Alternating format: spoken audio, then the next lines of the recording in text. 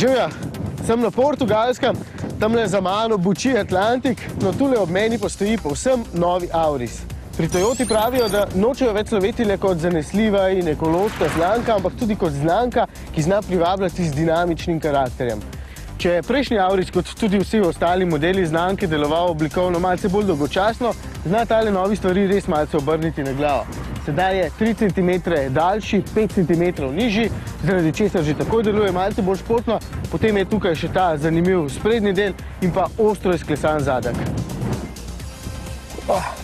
Tole bo bolje, ker ne piha.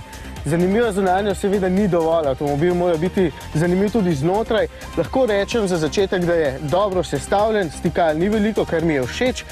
Je pa armaturna plošča vseeno malce samosvoja, ker tako navpične, bolj kot severna Triglavska stena, danes nima noben avtomobil.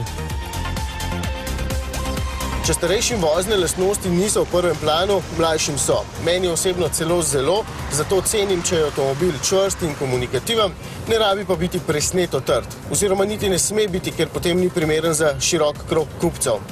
Ta Auris se pelje precej bolje od prejšnjega, mu pa manjka nekaj občutka, kakršnega ponuja Focus. Posebnih presenečenj pri motorjih ni, na voljo je seveda hibrid, 2 bencinska agregata s prostornino 1,33 in 1,6 litra ter 2 dizla, 1,4 in 2-litrski. Motorji so seveda čisto ok, ni pa nobenih novitet v obliki turbo bencinskih motorjev, kakršne ima konkurenca.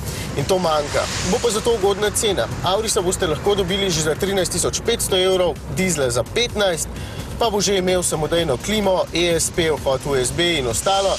Volan bo sicer plastičen in platišče jeklena, ampak za dodatnih 700 evrov boste rešili tudi to.